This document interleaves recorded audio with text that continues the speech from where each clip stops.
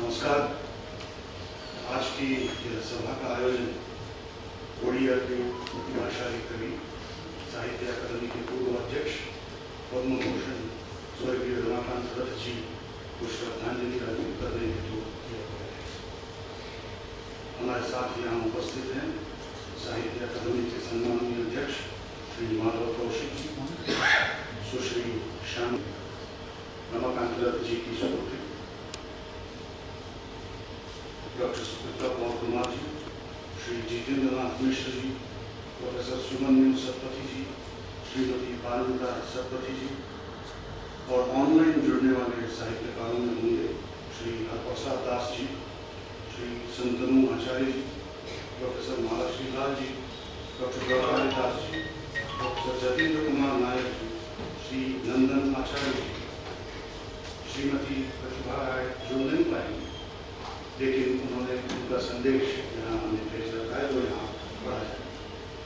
आरंभ में मैं साहित्य अकादमी के अध्यक्ष महोदय और सचिव महोदय जी से अनुरोध करता हूँ कि वे रथ जी की प्रतिमा को पुष्प अर्पित करें।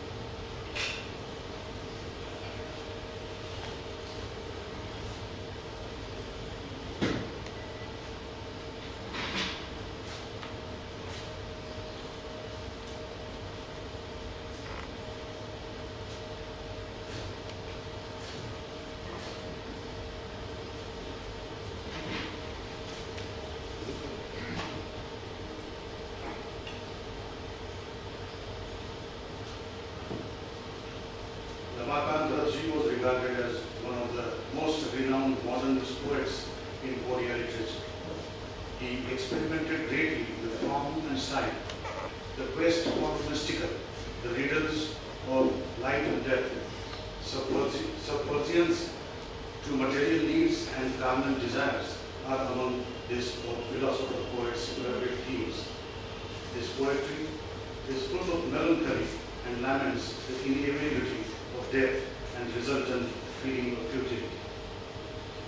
The contents have varied from a modernist interpretation of ancient Sanskrit literature protagonist Radha in the long poem Sri Radha to the ever-present and enthralling death consciousness espoused in Saptamritu.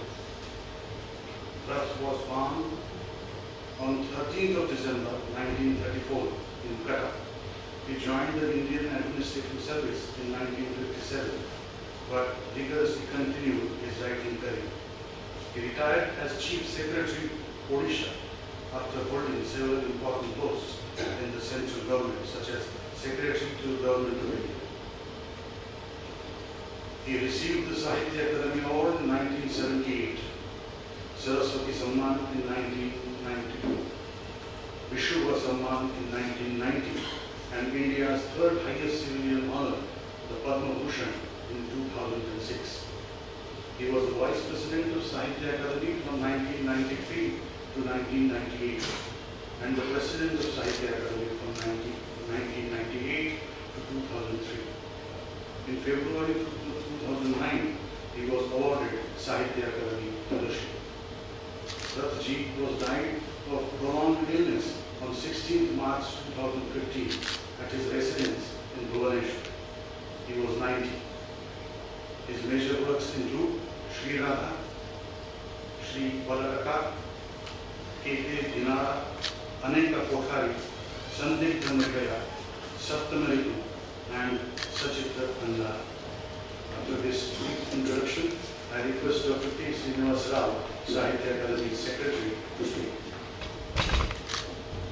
Namaskar. Sri Ramakant Rath was once in a generation shaper.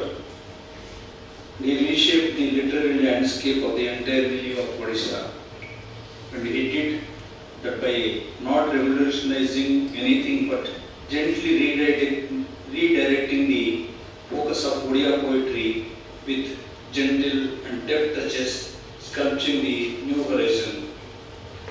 Such destiny shapers are very rare, and we all should consider ourselves very lucky to have lived in the same time in which Sri Ramakant Rath lived on earth. He was a thinker and philosopher first, the person who had a deep understanding of complex Indian cultural traditions, the thread of commonality which unites such diverse and vast network of cultures of the country. It is this understanding that is expressed in his poetry in a deep, beautiful and pleasing songs.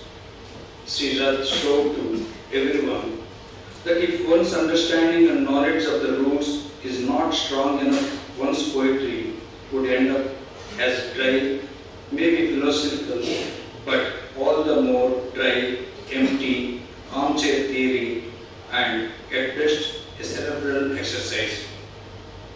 He adopted a style and manner distinct from both romantic and progressive schools. He was a humanist and a philosopher. In Odisha, there had not been any poet like him, and it will take a long time probably for us to witness another poet-philosopher like Ramakant Rath. It would have been much easier for Sri Rath to just align himself with one of the dominant schools and got noticed. That would have probably been easier and also definitely a risk-free approach. But Sri Rath chose a different path. Only a visionary can do that and no one else. The works of Sri Ramakant Rath influenced generations of poets in Odisha, inspired the readers and poetry lovers, and helped people to understand their traditions better, and in fact brought fresh paradigms in the deconstruction of modernist poetry. So, his impact and influence cannot be overstated. When perceived as it is, see, Ramakant Rath's impact on generations of poets of Odisha is in making them understanding the literary forms in a newer light, angle, and has propelled them to explore newer themes and styles, even within the conventional and traditional framework of Odia poetry. In style, Sri Rath's idiom is a peculiar fusion of prose and lyricism. This idiom, relying on the structure normal in prose, became a vehicle of thought and emotion which a purely poetic diction could not express adequately. Over the years, however, the idiom came to reflect intensity of emotions, moving away from abstractions and argument. Sri Ramakant Rath was a complete person, fulfilled person. He had all the scholarship and cared for everyone. He was a humanist. I have a strong feeling that he wrote immortal works like Saptamaritu and Sri Radha for all of us. He had tasted the highest wisdom and was not selfish to keep everything to himself. He wanted all of us to partake the divine nectar. We all can repay our debt to him by scaling those heights of Sri Ramakant Rath. His influence did not cover only modern Odia poetry traditions, but also had significant impact on traditions of other languages as well. Sri Ramakant Rath has shown us how to counter crush in the age-old traditions and norms therein, not to discard them, revitalize them through one's exploratory and experiment styles. Argumentation is the positive thing. Despite his Himalayan accomplishments as a scholar, poet, and administrator, Sri Ramakant Rath was a down-to-earth, humble, and a practical person. He was strict as administrator, but loved and helped everyone around. He was a colossus when it came to scholarship, but he never looked down on anyone. He was immortal as a poet, but came down to the level of laypersons so that they can relate to the poetry. That is how he kept Odia literary milieu vibrant and thriving. These are the exact qualities he displayed for 10 years in Sahitya Akademi, first as Vice President and then later as President of the Akademi. We all benefited from this wisdom and vast knowledge. For all the service Sri Ramakant Rath rendered to Indian literature, Sahitya Akademi would remain grateful forever. Thanks a lot, sir. Could I now invite Srimati Shama Rath ji to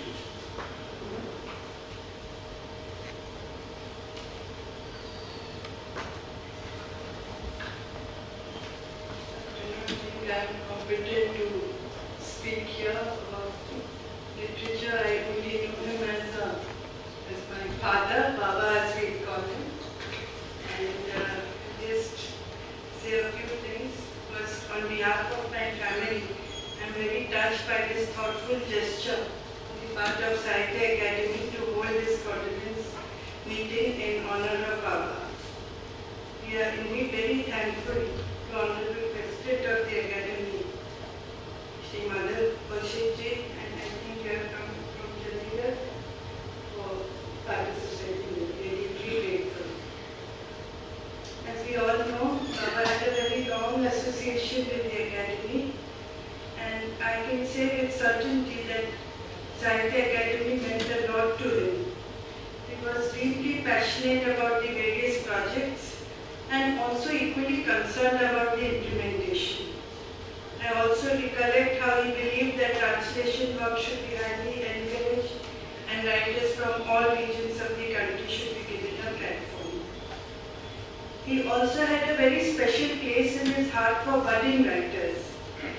We often, saw this in our home, where we would often see him reading the works of new writers and making very meticulous notes so that he could share with them later.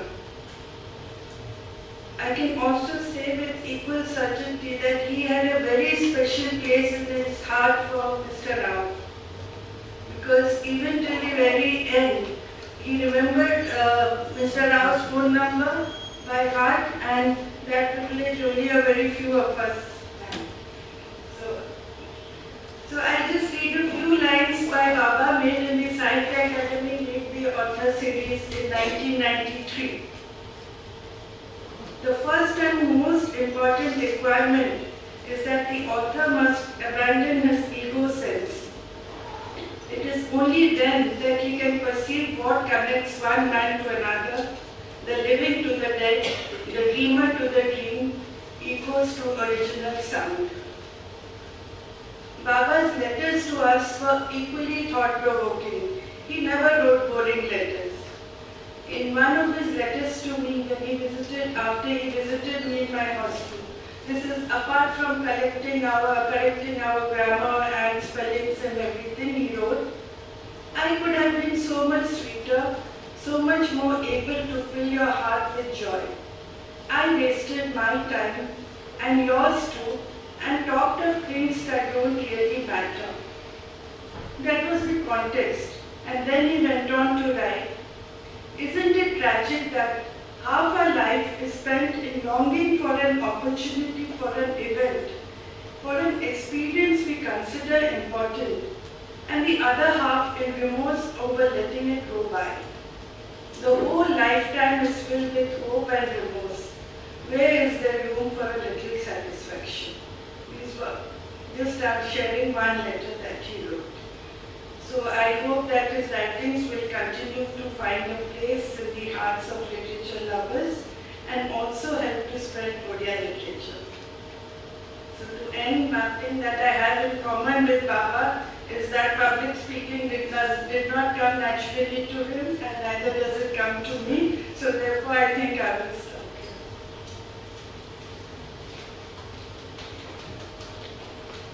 thank you, Samani, for this long and thoughtful talk. May I invite now Sri Prasad Das ji, who has perhaps joined online.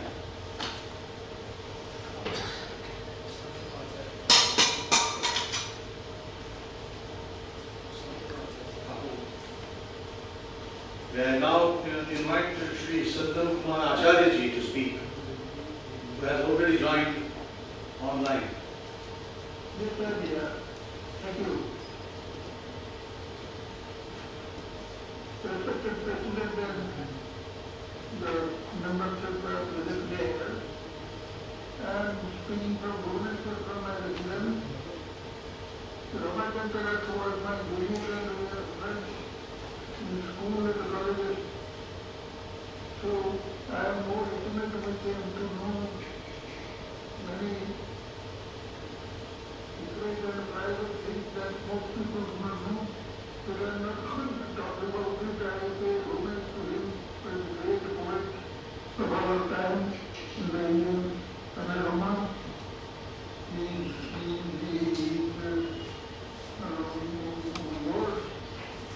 Sri Radha will remain forever immortal God for them, forever for us.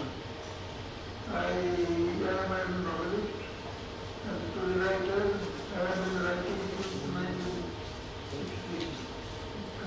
1960s. We were together brought up by Dr. Homage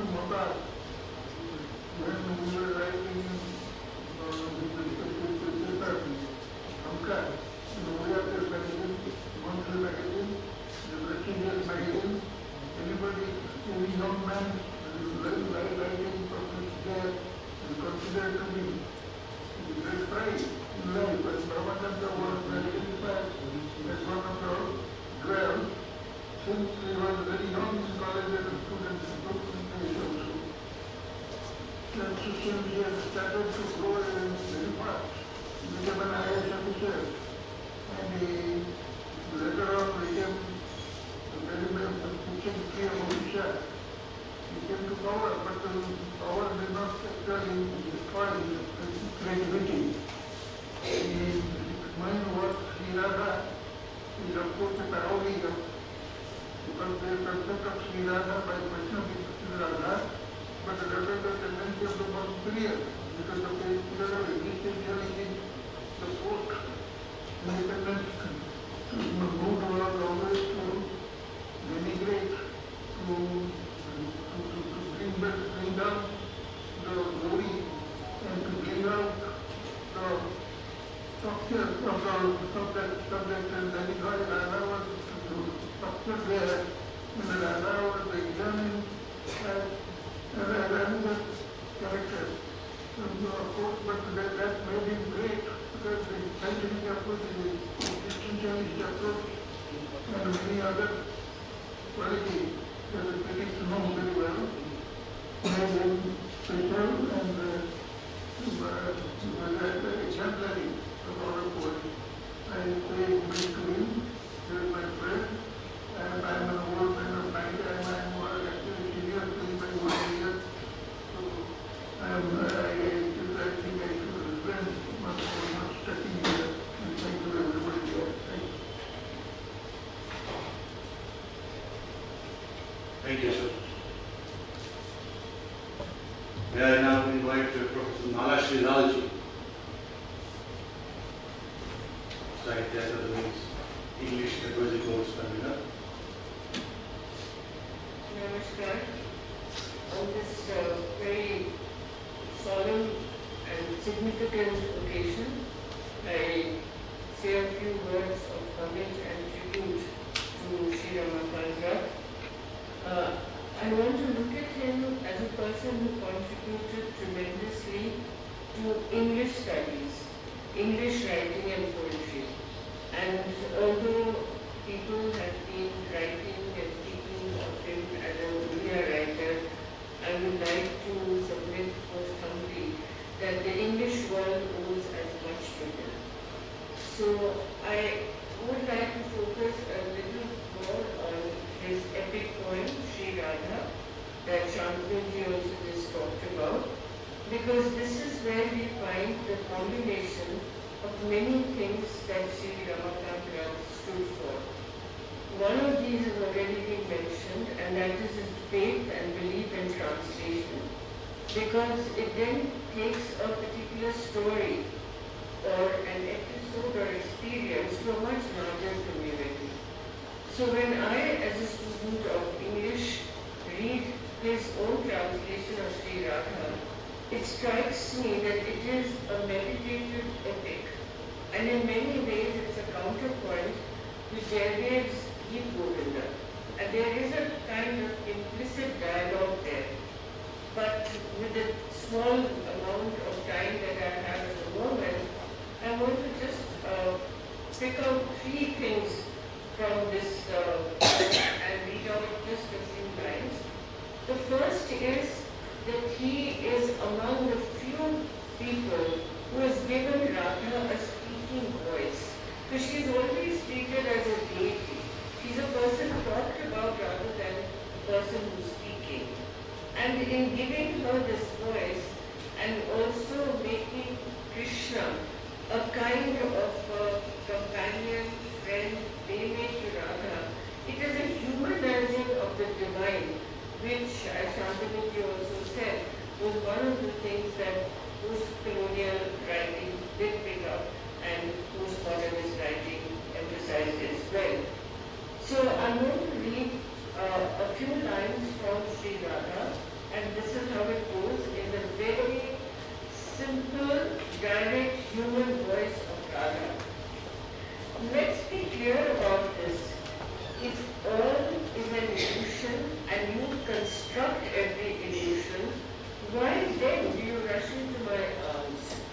then the poet carries on with several details which are emotional, which are also erotic.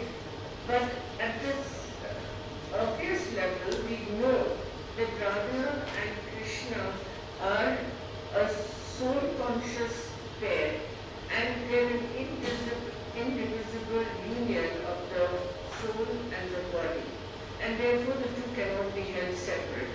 So whatever is attributed to their earthly experiences actually has a parallel in something that is philosophical and transcendental. On that ground, I take a second example, because Ramakant had the boldness to create Radha's domestic life like very few people have done. We know that she was a married woman, her husband's name was Oil, and we don't get much of a picture of him. The picture that we get from Ramakant Rath is not a flattering one of Oil at all, and I read the following lines. This is in Radha's voice again. It was a bad day yesterday. My husband dragged me by the hair and knocked my head against the wall several times and insisted I came out with a true account of where I spent the previous night. It paid for some time, but when he began an inspection of my body, I could not hold my laughter. So this divine laughter at the simple delusions of ordinary mortals is something that Ramakant was very, very aware about and put into his poetry. And finally, I want to talk about this body and soul union that is represented in the Radha Krishna image, and I'll read a few lines from Sri Radha again, where this is more grounded. Would you believe we neither touched nor spoke to each other throughout last night? You ceased to be what I knew you to be. You, I found, had no body, and yet you were my tireless companion who always became something he never was. So that's my few samples to show how much Ramakant Rath has done for English poetry, for redefining the epic form, and for interpreting the legend of Sri Radha in very modern terms. Thank you very much. Thank you, ma'am. May I now invite Dr. Sukrita Walcom.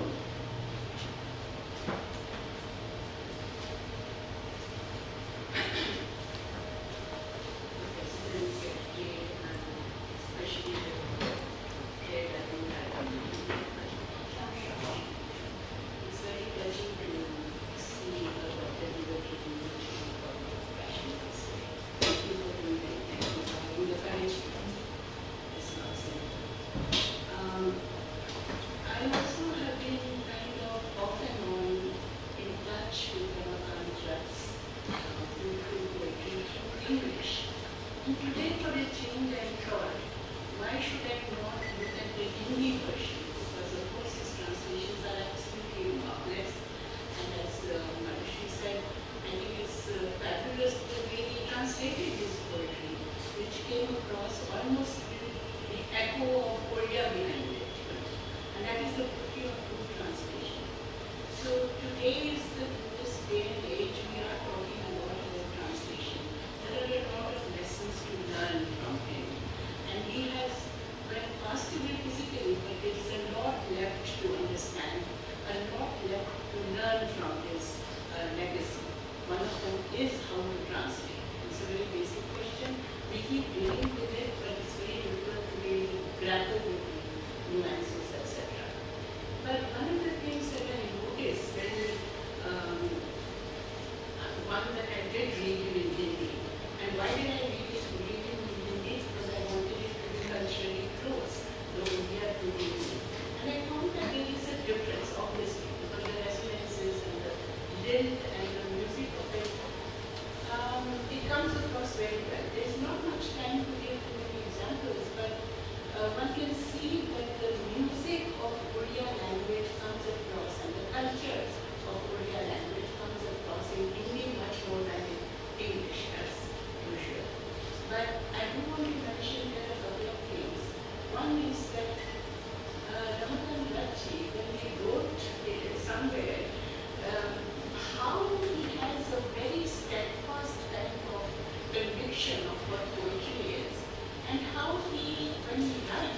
he does not think of what people are, how people are going to respond to it.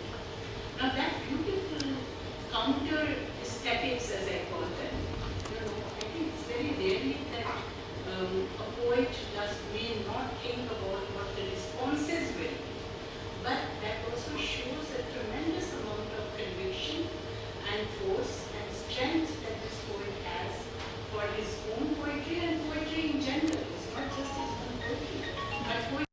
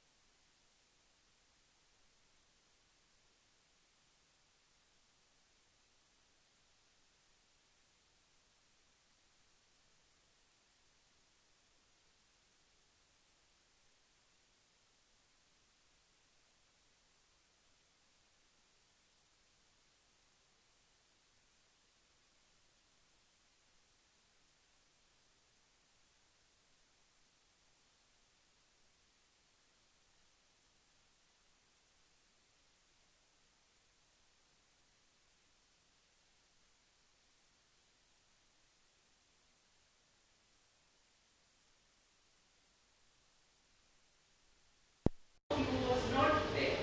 And now that you have died, this is addressing himself or herself to Krishna, of course. And Krishna, of course, is not as if they are being looked at or idealistic or anything of that kind. But it is just that there was so much of togetherness between Krishna and Radha that there was no question of any division, and his death makes it possible that the entire of Krishna comes into the purview of Radha. Now, what I notice is that there are several points which in Radha that you have reference to death, over and over again, reference to death. That does not make his poetry morbid. That is the beauty of it. It does not make it as though he's all the time thinking about the end of life. It's in fact, the beauty lies in the fact that he is always contemplating with death, with intensity, which vouch for the life that he has in him. So just like, moment when somewhere Radha says, I just want one moment from Krishna, just one moment. And for that moment will mean the entire cosmos. And if I get that moment, I don't care for the rest of, whatever Krishna can give me, because I just want that one moment. And so this kind of profundity, this kind of contemplation, and this kind of meditativeness that one witnesses in Ramakant Rath's poetry is, on the one hand, it gives the feeling of the fact that he's very, very much of a philosopher. On the other hand, there are those lines that just now Professor Lal quoted about how she says, well, my husband beat me up and, I was very down to earth on the one hand and contemplative on the other hand. So these are the contradictions that come together in his poetry, and similarly, a very modernistic kind of a point that you see here is experimentation with language. I don't know Odia, but I'm told that there's a lot of experimentation that he did with language, and therefore the turn that he brings into Odia poetry by becoming a modernist with his feet ground in tradition, I think that is a wonderful, one of the elements that modernism teaches us, that modernism is only the dynamism of tradition. That is what Ramakant has proved. Thank you very much. Thank you very much, ma'am. May I now invite Dr. Gaurav Dasji.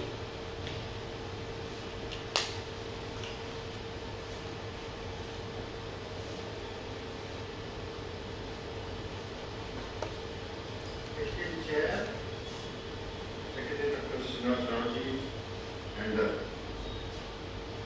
eminent writers over there, and writers for also attend this meeting online. Ramakant Rath was truly a legend, not only in the modern Odia literature, Odia poetry, but also Indian poetry. About 30 years ago, I once asked the poet Ramakant Rath, in your opinion, who can be called a poet? In reply he said, a person who is equally attracted to both scene and conversation can be called a poet. The echoes of this answer of which came recurring many lines of his poetry. Ramakant Rath rose into prominence with his art anthology Akademi, who was teenage Renaissance days. The lines and idioms of this anthology became a sensation and become idioms on campus of Renaissance, and students are communicating with each other with the lines of Ramakant Rath poetry. He was recognized and respected for his unique style, the analytical approach of modern poetry, which was in keeping with the traditional Odia poetry, to make poems to an enviable level. His much acclaimed Sahitya, published in 1985, remains unsurpassed in terms of popularity till date. In response to the question whether Radha is Radha is a person or an entity, Rath said, if entity means that it is an entity that can be perceived through imagination but not through direct experience, then Radha is a person.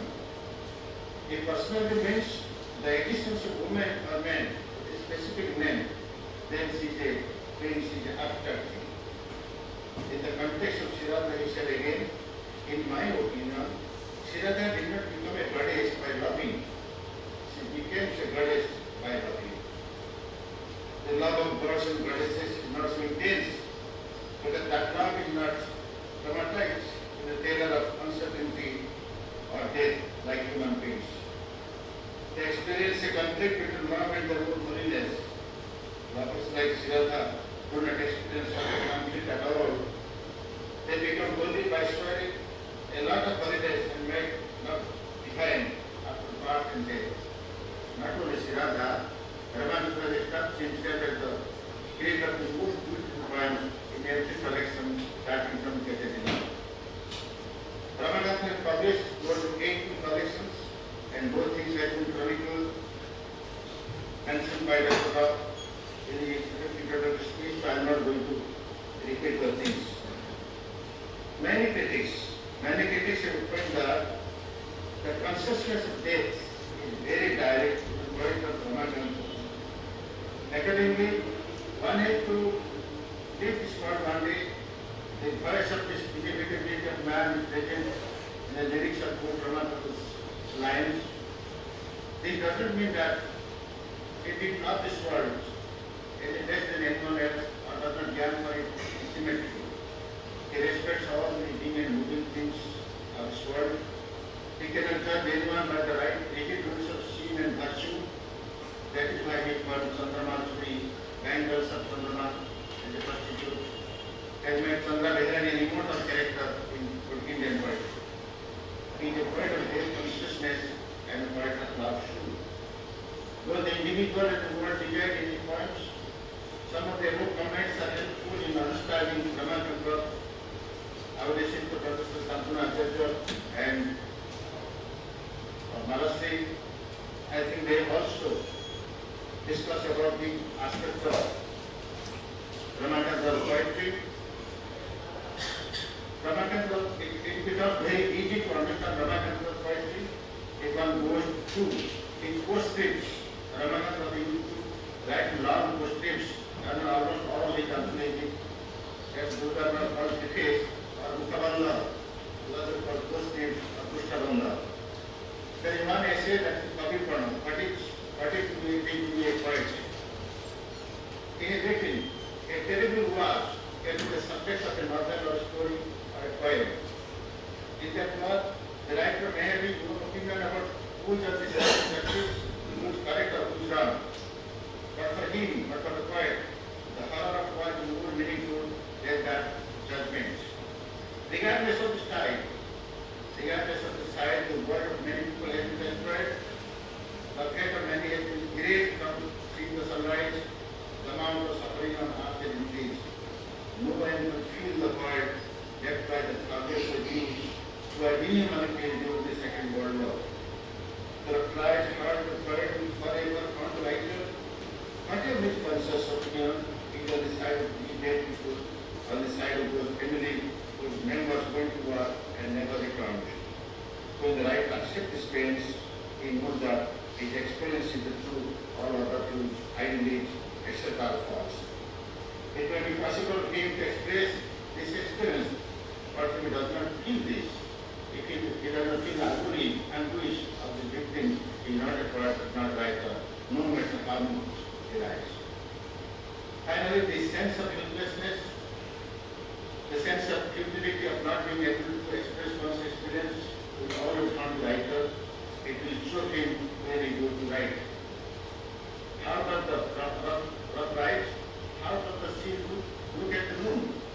In what language can one understand the unsteady flow of the water meeting the sunlight? In what language can one understand the darkness that slowly creeps in when the sun has set over the mountains? Who can experience the grief of the woman who goes out to work to feed her stomach after the untimely death of her child? It is better to admit this from the beginning that we can never express many such things, many experiences. What are we then? An indescribable power of 1,000 times greater than us passing through our hearts. We are not that, we are with the stenographer who has taken on responsibility for Akademi. We know that we cannot do even that little task well. But why do we try to cover up the futility of not being able to do it? Of not being able to do it by saying that we could have done it or that no one could have done it better than us. When they took on the responsibility to write poetry, we knew that we would not be able to fulfill it well. However, if we took on the responsibility, the only reason was that without doing it, we would not have forget all the rest of life. Ramakant Rath is far away today. But as long as Odia language exists, its literature will exist. Ramakant will continue to spread his wings like a restless bee, like a restless honeybee in the garden of poetry. Through these words, I pray him my information.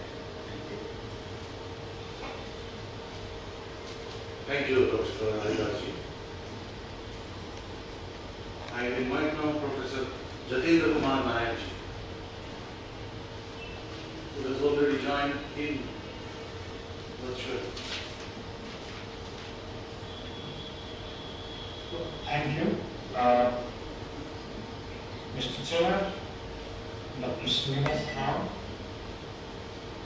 ladies and gentlemen, I pay my heartfelt tribute to Sri Ramakant Rath this morning.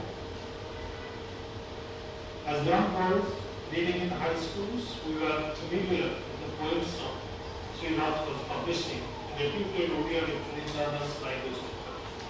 Of course, we could understand his poems as they convey a complex sensibility, but even then we could see that the language he used, the idiom he employed, was a possible. Later, when I was a student of the postgraduate department of English, Rabindra College, on University, he was a distinguished, we also heard of him, he was a distinguished alumnus of the department. Eminent teachers like Professor Sahitya but taught him. We will talk about him with great fondness and affection. They recognize his budding talent as a poet. Later, Sri Rath established a formidable reputation as a major Indian poet whose moving poems on loneliness and the awareness of transience won him the admiration and affection of his readers. I came to know him personally much later in life. He always appeared as an aloof and stern, and as much younger person, I wrote him from a distance and rarely interacted with him. About 15 years ago, I had occasion to interact with Sri Rath at a more informal level and found that an extremely warm-hearted and affectionate human being lay concealed by his rather aloof exterior. I would sometimes visit him at his residence and would fall into talk. His spouse, his predecessor, Sahitya, was a very kind, affectionate, and hospitable person. Sri Rath would share many hilarious anecdotes about his life as an administrator, talk about chief ministers with whom he worked. He once gave me a card that received from Yehuda Amichai, a renowned Israeli poet. It recorded Amichai's warm appreciation of Sri Rath's poetry and personality. I got this letter published alongside a poem written by Amichai to Malaysia, a chapter I read on. I have also been a recipient of Sri Rath's generosity in a envelope. He gifted me 21 volumes, 22 volumes of the Encounter. The volumes have remained as a valued treasure at the Library of Sita Research Center. When I went to the back volumes of the Encounter, I discovered that many articles in a variety of subjects were underlined by Sri Rath. So it was obviously a diligent reader of modern literature. I came to realize that a generous human being with a large creative right of whatever generous human being and a large creative right as Sri Rath was, when I was tasked with translating about 8 poems written by Dr. Rabindra. In the beginning, I was quite reluctant to translate Sri Rath's poems into English, not only because they were difficult to translate, but also because everyone knew he set very high standards for his translation. Most of the time, he would translate his own poems, so allow anyone to translate his poems into English. Standards which few translators ever hoped to meet. So it was a great reputation. I translated the poems and waited for someone's response to these, which I was sure would be negative, if not outright dismissive. To my utter amazement, Sri Rath said he liked them very much. This, coming as it did from a fastidious perfectionist like Sri Rath, was the greatest compliment the translator had ever heard. On this occasion, I pay my heartfelt tribute to a great poet and a wonderful human being. May his soul rest in peace. Thank you. Thank you, Professor Nayak. I request now Bhavan to speak.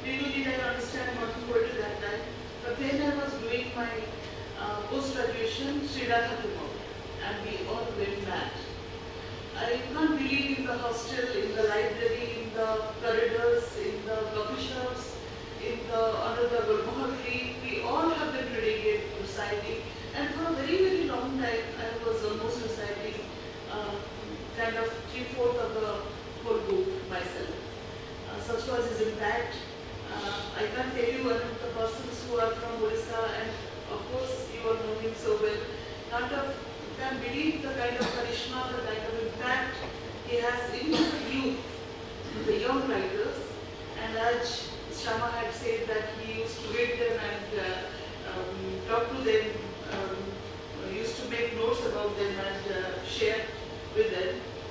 And slowly I got a chance access to him because I became part of his extended family. And he has been so inspiring and encouraging. It actually is beyond words to describe kind of encouragement I got from him. Almost all my books have been launched by him. All my books, whatever I have written in Odia and whatever happened in Odisha, sometimes in the other parts of the country also, he has launched. He has spoken so nice words. Whether I deserve it or not, I don't know, but he has that habit of speaking so nicely about the writers who are much younger to him. And as a family person, we always found him very humorous, full of wit. I have never seen a wittier person than him, and it was always a pleasure meeting him. And I remember whenever I go and meet him till now and until very recently, my heart swelled in peace. He is that kind of a person, and his impact on me is undescribable. Many of us have read a few stanzas of his poetry, Sri Lanka. As I said, now my memory is been fading me, but once upon a time I memorized almost the whole book. You talked about contemplative names, Malashti talked about the kind of transformation to a human life. So kind of philosophy also it has. I mean, I don't have the English translation of the book. Anybody has? You have? So, Srirata. So I'll just read the Odia lines and after Shama gives me.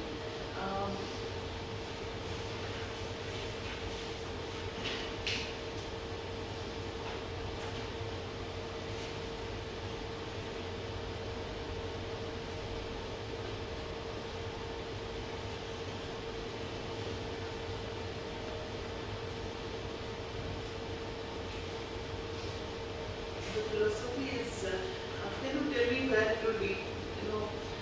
Musarvada Kangaruri, Antariksha Jai, Prasarita Murati, Simaina Bahunga Mache, Mur Kriva Sunya Stanati, Hari Sunya Stanaway, Harichia, Taratana, Kopala. Where will it be? So, 2 or 3, but it's, he talks about space and blackness and like that has been there in many of his poems. Since I get very emotional talking about him, I can't be talking about what he writes and how he writes, but I would like to read the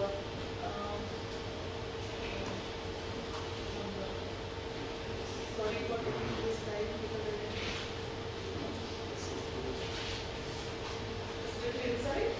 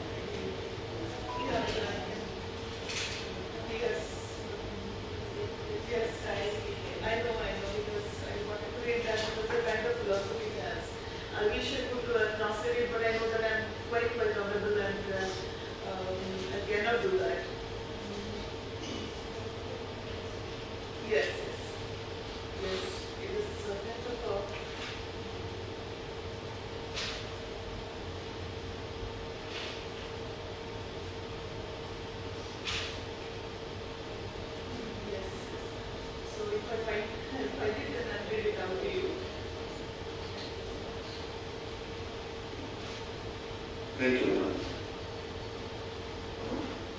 May I request now Professor Sumati Sapati to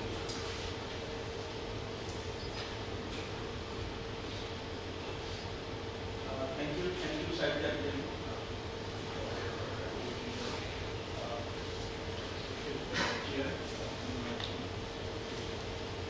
We are gathered here together to pay our homage to one of the preeminent Indian poets of contemporary times, already beyond.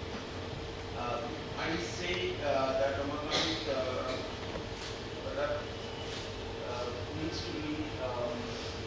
exist within Indian poet. Though we often talk about the unity of Indian literature, we tend to slot writers, Indian writers into different linguistic or other categories, which is unfortunate. But I think that is being corrected by and by as we are thinking of through translation. Indian poets are being looked at as Indian poets. So I would like to place Ramakant Rath in the tradition of Indian poetry, not exactly as an Odia poet. I want to talk about this particular aspect to the examples of two of these long poems, Sri Radha, so I think that more speaker will talk more Sri Radha, but also Sri Parata. Sri Parata. The moment we talk about Parata, Sri Odia is Sri Parata. I mean, Bangla also we are reminded of it was important collection, 1918 collection, Parata. That is also called Parata. That's now included in this translation. Now, though, what is the difference between Tagore's Parata and Ramakant Rath, Sri Parata? You know, these two collections by Ramakant Rath were rather long poems by 1984, Sri Radha, and 1997, 30 years later, Sri Parata. Now, though there are many other poems in the intervening period, I feel that this is more to be joined up to the voice of Sri Radha. One of the unique things about Ramakant Rath, as long ago as 1969, when we had started writing for about 7 or 8 years, he spoke at an interview with Homage, and this in Odia I translated in English. He says, the romanticism in Indian literature is different from the romanticism in English literature. Many of our romantic poems are inspired by Vaishnava belief, which is very important. But English romanticism is not inspired by any religious belief. Rather, they were inspired by the rejection of different religious ideology. I feel that this is a very important point that he makes, and all the subsequent poetry needs to be looked at from this particular perspective. The kind of romanticism. Of course, here the way he talks about romanticism, he uses the English word even if it's in Odia, is different from the way English academics or the theory talks about romanticism. It's in the true sense of the term of man-woman relationship. So this is very important, and this is number one. Number two is that he was a master of the dramatic monologue. There are shorter poems. When he speaks to, or rather, a woman's voice, that is a school teacher, school teacher but the way her thoughts and feelings, her desire are articulated by the male poet, it's exemplary in the sense in which most Vaishnava poets and Bhakti poets have articulated the dual gender identity. So one of the examples I want to give you are, this is something that again takes us back to Tagore. Everyone who is familiar with Tagore's intellectual growth would not need much persuasion to see that, remember, Rath is not talking about Odia romanticism, but Indian romanticism, and to which Tagore's poetry also belongs. He says, he belongs to the intertwining traditions stretching back to the Upanishadic teachings through the medieval Bhakti, to the rural folk traditions of the Bhavan that Tagore knew very well. All the tradition, this particular tradition goes back to South India also, the Vachana poets like Dasimaya and the Kannada Bhakti movement. And I will just quote a few lines to give us some idea about how a Bhakti poet, the Vaishnava belief system, Krishna and Radha, the male principle and the female principle are, indistinguishable. When worships Krishna, he adopts the stance of Radha. Sri Chaitanya, for example, becomes Radha to Krishna. And when the Odia poet Jagannath Das looks at Chaitanya, he becomes Radha and Chaitanya becomes Krishna. So this duality, the fluidity of gender is something that is part and parcel of the tradition. And this is where Dasimaya says, if they see breasts and long hair coming, they call it woman. If beard and whiskers, they call it man. But look, the self that hovers in between is neither man nor woman, Animanita. Similarly, Vasavanna, the other poet, Vachana poet, says, look here, dear fellow, I wear these men's clothes only for you. Obviously, Krishna. Sometimes I am a man, sometimes I am a woman. O Lord of the meeting rivers, I will make wars for you, but I will be your devotee's bride. Ramakant Rath also gave lectures on Vidyapati and Kavi, and so you find the same element in Vidyapati. And it says, and Tagore had translated Vidyapati, and we know why we had affinity with Vidyapati. And this is Vidyapati in English translation. All my inhibition left me in a flash when he robbed me of my clothes, but his body became my new dress, like a bee hovering on a lotus leaf. He was there in my night on me. Thus, numerous devotees in the Vaishnava tradition address Krishna, themselves taking on the role of his consort or of a woman in love with him. This is where Sri Radha. The warning today tells me, it shall take away all consciousness from this life and all the other lives I have yet to live. It says all this in a strange language, in words different from all the words I have known, Radha says. In the last stanza of the poem, Radha defines her own mortal identity. And this goes on, I don't have to read them, people know Sri Radha so well. But there is a crucial line, Radha gains her individuality. There are many other sections in the long poem where Radha articulates not only female desire, but also her domesticity, her relationship with the husband, as Professor Manish pointed out. But then there is a threat for her loss of identity. But she is courageous in the face of her being open to charges of being unchaste. She is also a social being, and so she says, she affirms, these lines are very important, very strong. The day people said, I was an unfaithful wife, I became Radha, the first and best among women in love.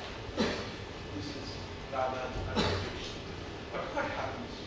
Krishna feels that the time comes when he feels that he has betrayed Radha. He's an escapist. There is a translation of Palata, Bengali Palata, as it's a very strong word that is used, fugitive. But in Odia, whenever Sri Palata is translated in English, it is the escapist. So Krishna, the escapist, who escapes from not only worldly problems in different ways, but also from the finding Radha. So this is Sri Palata. Cannot be read without having read Sri Radha. So we see how a guilt reading is responding to the overtures and the deep love that Radha has for him. These lines I have not seen in English translation, so they are my own two translations. My love for you is Krishna's vision. You look at it well, the sudden shift from a female voice to a male voice. My love for you is so profound. How could I ever bring such piercing pain upon you? When he feels guilty that he has brought in so much pain in Radha. So when you say, I don't understand your love for me, I choose silence. He's a male lover. You recall, as you have read Ramakant Rath's denial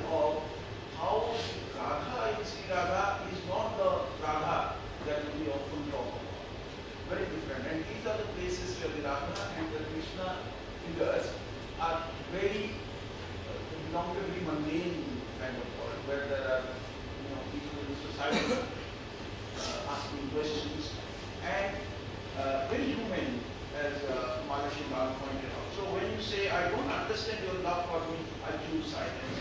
Yet within that silence I reflect.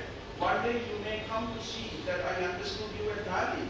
And because I understood you so completely, each time you said I did, I accepted it quietly, as if I really didn't understand you. These are wonderful lines, separated by nearly 13 years. Every line echoes towards the Radha, as if I'll quickly read out the last three lines, where you see like Radha asserts herself, accepts the charges of being unchaste, and flaunts that identity. Krishna says, when you say, I don't understand even a grain of sand on your love shore, I find myself wishing that I could walk through the world with your hand in mine, saying, hand holding. Is it true? Love. Actually, love. Telling everyone, again like Radha, telling the whole world, look, this is what I am. Whatever they believe doesn't matter. Exactly what we said about poetry. We said, I don't care what people think about my poetry. Here is Krishna saying, whatever they believe doesn't matter. Nothing is more precious to me than the hand I hold.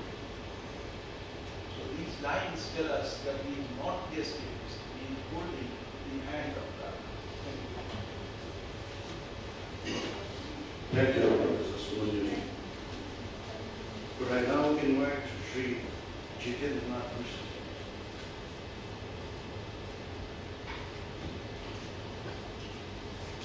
Mr. President, Madhav Kaushikji, Mr. Secretary, Dr. Srinivasana, Krishnaji, Mr. Sharma, and friends, thank you for organizing this memorial meeting and for asking me to speak about this title of literature.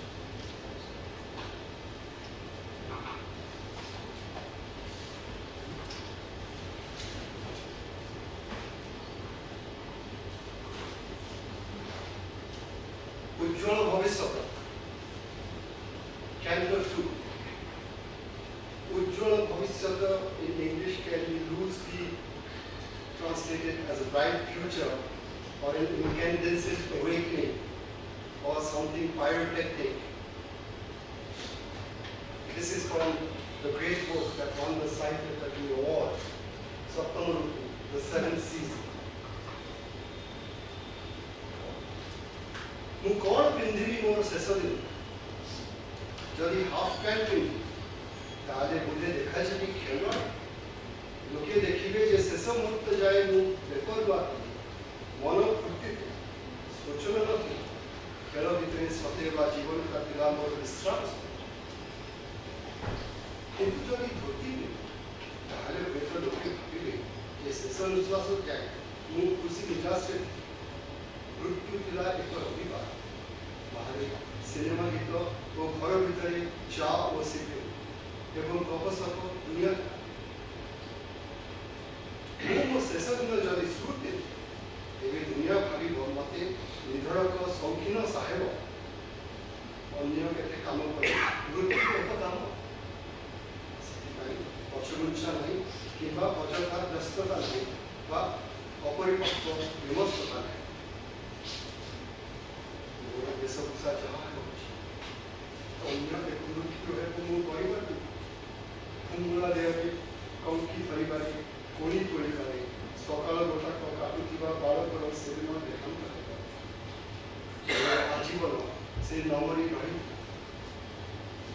चुपचाप से लुचि चली जाऊला घर घास निज निर्दोषता और पत्र गहल लुचिवा पक्षींकर काकड़ी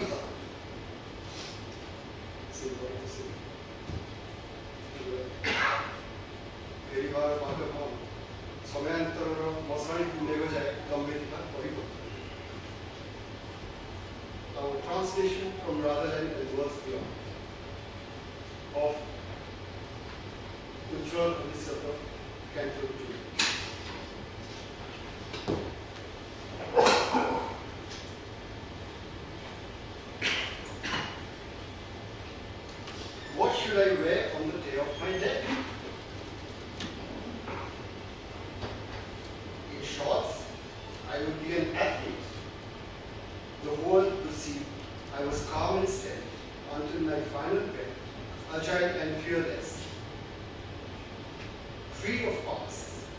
as if playtime were a moment of rest, providing peace in my heart. So when I go to those, people might think my life for a string of salutations and joys until my final breath. Death for a Sunday. Movie songs would be playing outside as tea drinkers at home have smoke, chattering about the world.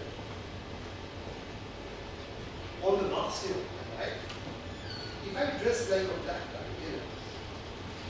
the world would think I were a high-delivering hero in fashion pattern, performing death as yet another duty.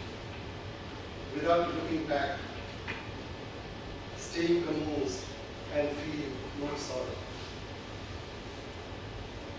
Household, coffee and poetry and Elvis's look-alike.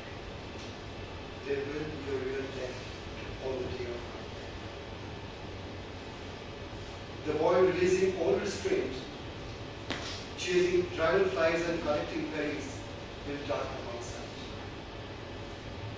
So long as I was there, he did just look, sneaking into the dark night towards sunlight and the meadows, into his own innocence, towards the chirping of birds, hidden in the foliage. That is how he said. This road's spoiled. There will be no return as the landscape changed from cremation huts to clouds in the midnight sky. Ramakant Rath is gone. I guess he had already performed his own death in Ujjwal Bhavishyata Canto 2. Ujjwal Bhavishyata must rank as one of the great poems of the 20th century in any collection, anywhere in the world. For me, Ramakant Rath's finest poetry is Contacted Death. In Living the Death, we are scattered to bits with a sense of certainty. Here is Sri Palataka 16, Mr. Escapist 16, or Mr. Runaway 16, as Mr. Rath himself wrote. Just one small quote.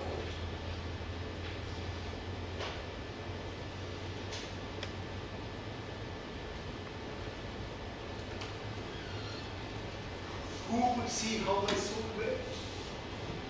As beside me, that song flowed like a river, and a piece of me was severed, moment by moment, scattering on the face of the earth.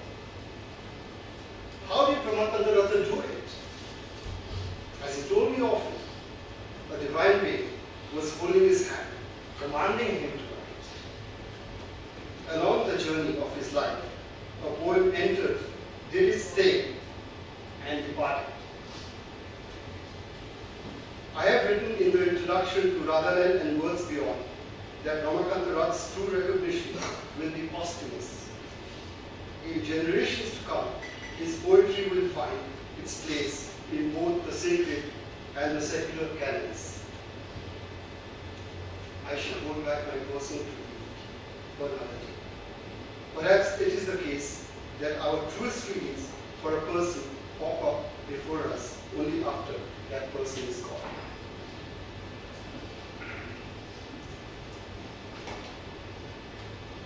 Thanks a lot. Now I request Secretary Sahitya Akademi to please allow me to read out Pratibha Raiji's message.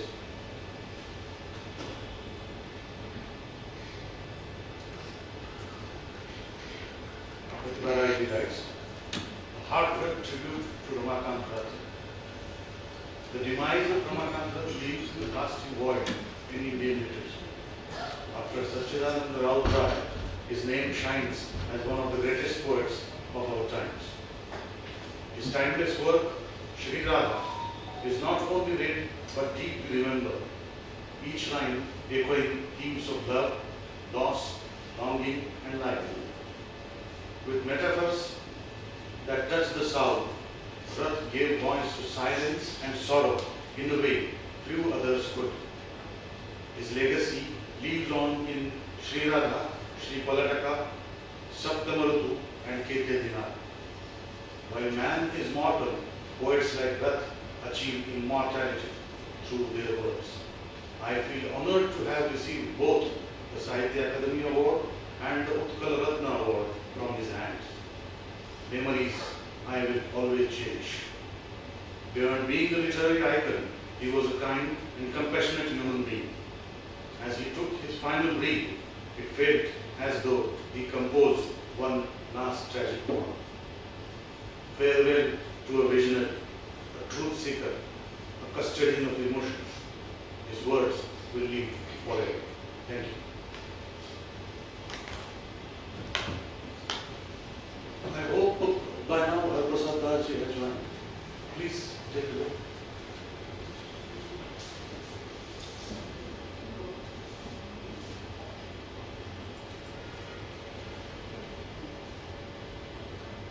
No.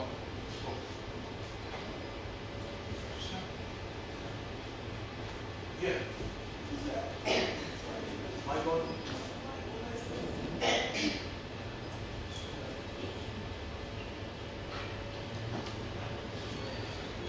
Namaskar everybody. I just wanted to share my memories of it. I owe my Odia poetry to him. He was Ramakant Rath. He was a sir for me. He was my guru. He used to call himself headmaster in a vital way. He was a fatherly figure for me. He was my father's colleague, and he was senior, and he was a good friend of my father. And I first saw him in 1974 in Bhubaneswar, and then in 2001 in Sahitya Akademi. It was in this Sahitya Akademi that he inspired me to write in Odia, because before that I used to write, but often. But he said, no, you write Odia poetry. Then we agreed upon a method, like I will write, then he will correct them. Then when he went to Bhubaneswar, left Delhi for Bhubaneswar, I used to send him my poems through speed post, and he used to correct them and send them back. And this continued till I could write as per his expectation. Then he said, Sudhakar, you have arrived in Odia poetry. That was the end. Then I stopped sending. So, life has a risk, we all know, but for some, we expect them to live till eternity. So when they depart, we are shocked and shattered. This is one such occasion. God's face, God alone knows. A pride of Odisha, he was a tall man in real sense of the term in Odia literature. His poem on the boy who lost his life before knowing what life was deeply impacted me and made me write the poem Mostani in school back. Then I wrote the poem Chasma, spectacles on Ramakant Rath. So, Namaskar Shraddhanjali, and I'm happy that I could see his daughter. See his photocopy. Same, beauty, same, and he was very handsome now. We used to know him as a handsome IAS officer and poet. So he was very beautiful. I'm happy to see him.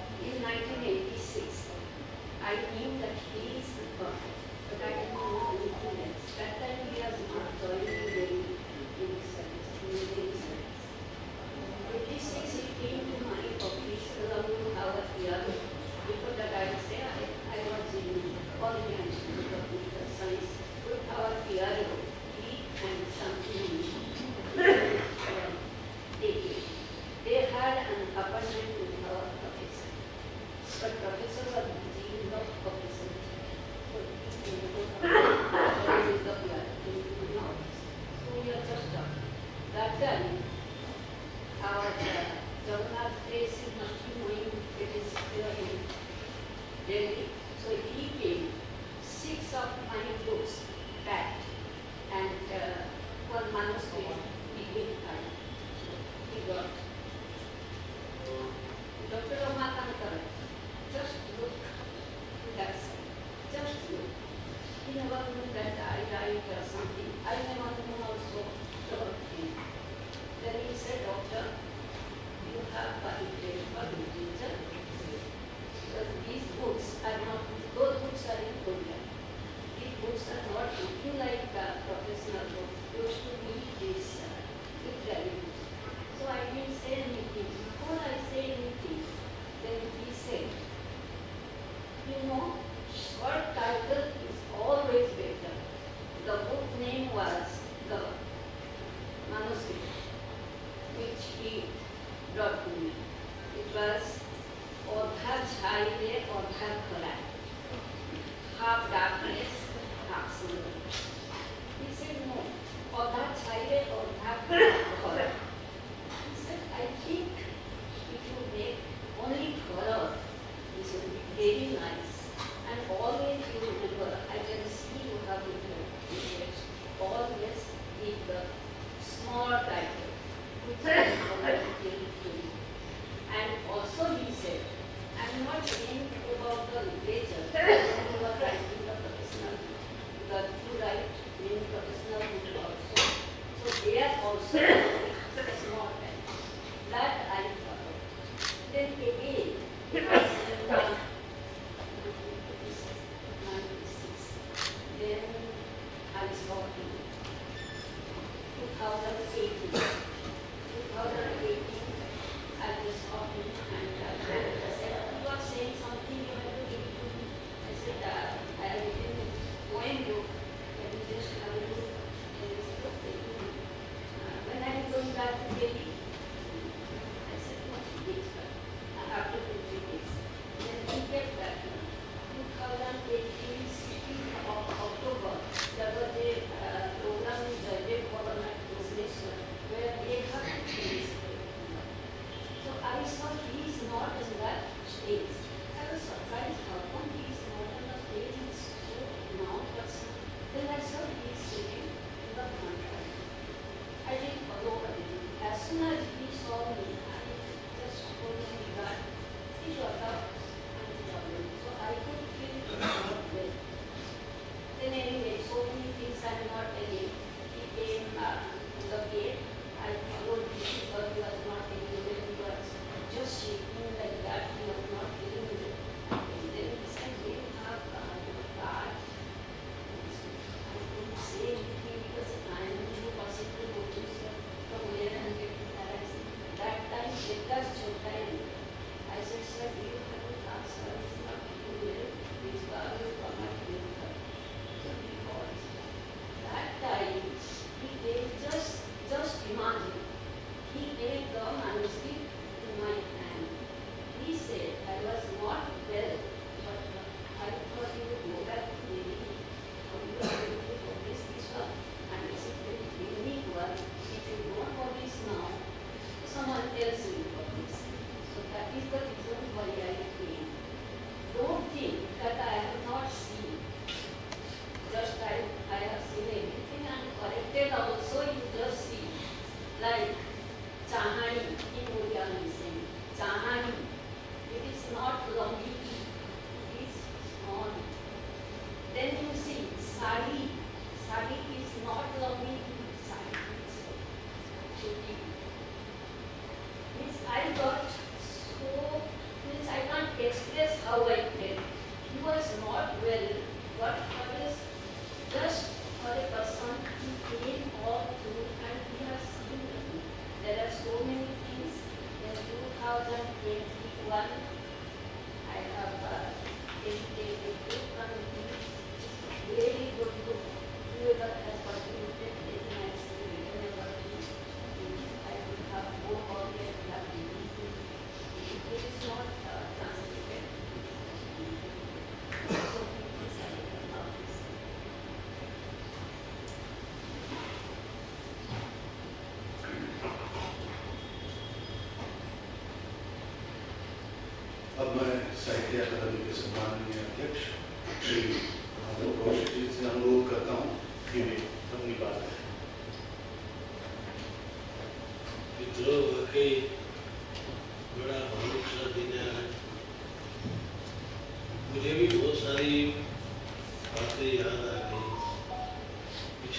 10-12 सालों में जितने भी हमने उड़ीसा में आयोजन किए, भुवनेश्वर में, लगभग सब में रमाकांत रथ जी आए।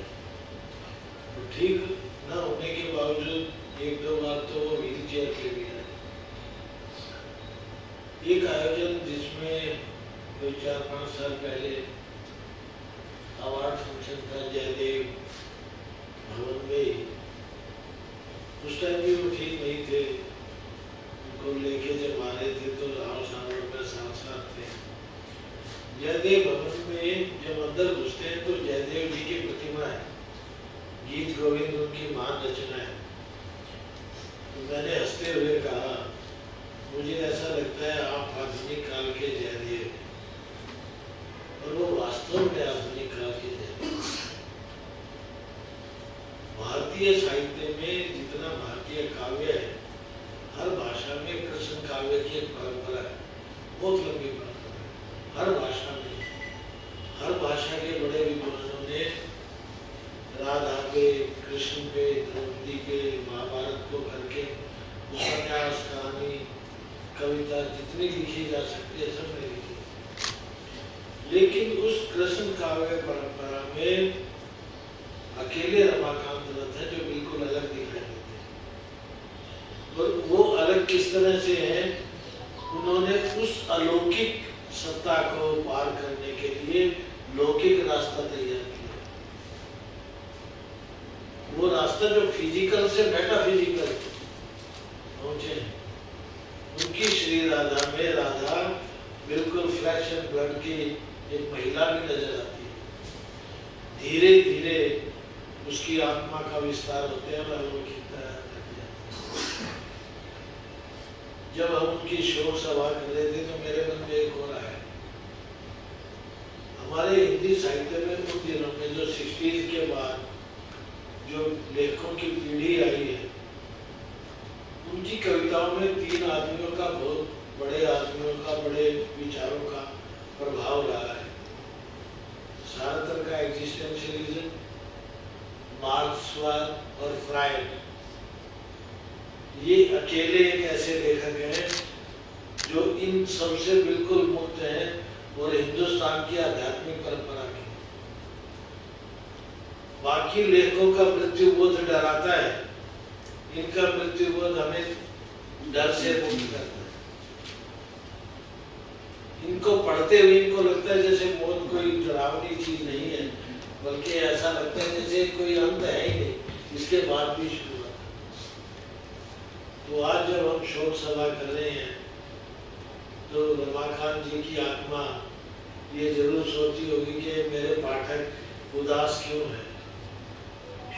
कि वैसे भी बड़ा लेखक कभी नहीं मरता, वो तो अपनी रचनाओं में रहता है।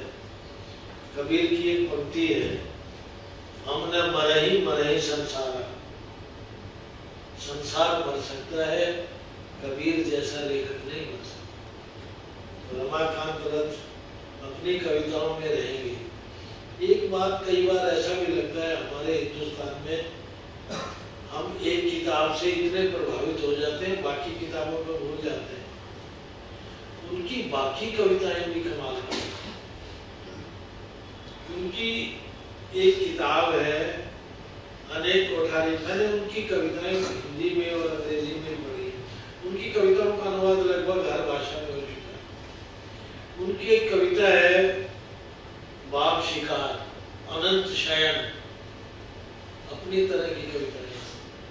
उनको आप पढ़ोगे तो आपको लगेगा कि बदलते हुए हिंदुस्तान में जो इंडियन साइकी में जो दबाव थे, जितने तनाव थे, वो सारे बहुत आसान लफ्जों में आए।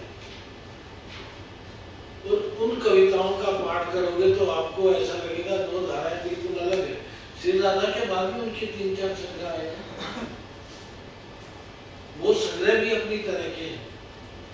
लेकिन जैसे हिंदुस्तान में हम एक ही चीज पे बहुत ज्यादा ध्यान दे देते हैं, बाकी छोड़ देते हैं। तो अब वक्त आ गया है कि वो जो उनकी किताबें, जो पहली किताब थी, एक अनेक कोठारी भी होती है, उसकी कविताएं भी कमाल की कविताएं। तो कई बार ऐसा होता है कि एक बड़ा गौरव ग्रंथ बाकी चीजों से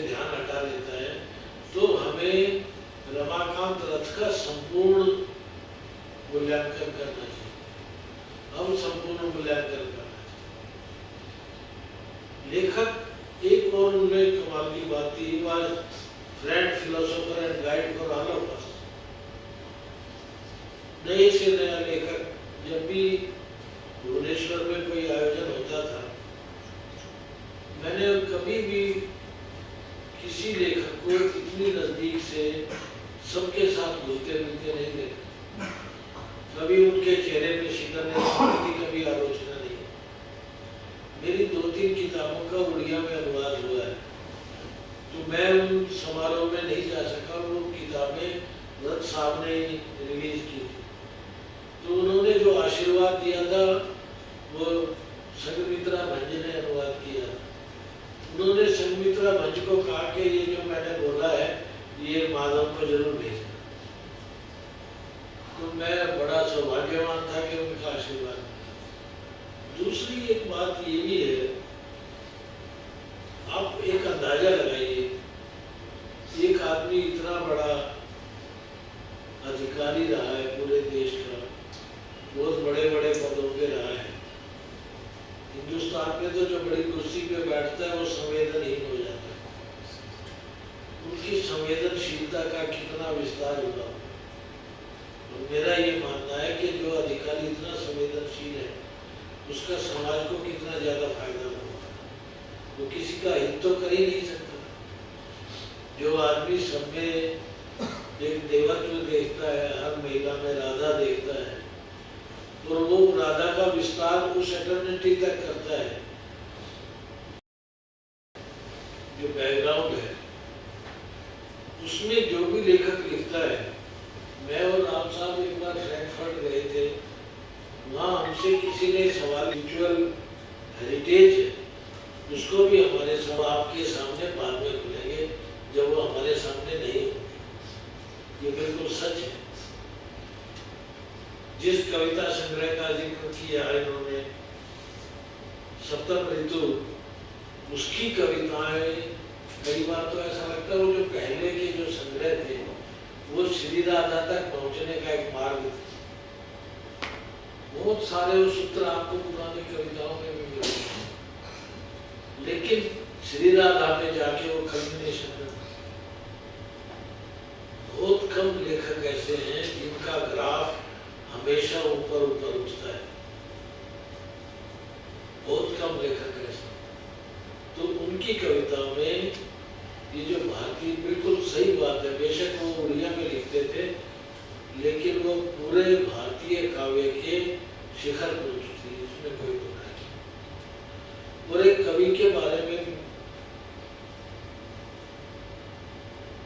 मेरे फादर साहब एक बात कहते थे कि सबसे अच्छी कविता वो है that is simple, sensuous and pleasure giving. उस हिसाब से भी आप सारी कविताएं रमाकांत रथ की पढ़ेंगे तो आपको लगेगा उस जमाने के जो कवि हैं बहुत आसान लफ्जों में बड़ी से बड़ी, मुश्किल से मुश्किल मेटाफिजिकल एलिमेंट को भी उस बीच की कविता हमारी जिंदगी के अंधेरे कोनों को रोशन करती रहे। और उनका जिन लोगों ने उन्हें देखा है उनको देख के, बल्कि मैंने जब वो अध्यक्ष आए थे और जब मेरा राव साहब ने जिक्र किया था, मैंने अपने वक्तव्य में उनके लिए एक शेर पढ़ा था। मैं वो शेर पढ़ के ही अंत करना चाहूँगा। कुछ और भी सांसें लेने को मजबूर सा मैं हो जाता हूँ, कुछ और भी सांसें लेने को मजबूर सा मैं हो जाता हूँ जब इतने बड़े जंगल में किसी इंसान की खुशबू आती है। He was a great man and a great human being. नमस्कार, Om Shanti.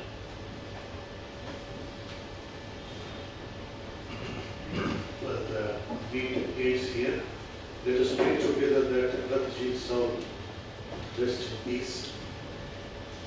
I thank and welcome the Sahitya Akademi to all the eminent speakers and the ones who joined the Akademi to pay tribute to the distinguished and dear poet. Thank you. Let us observe a minute's silence to respect the departure.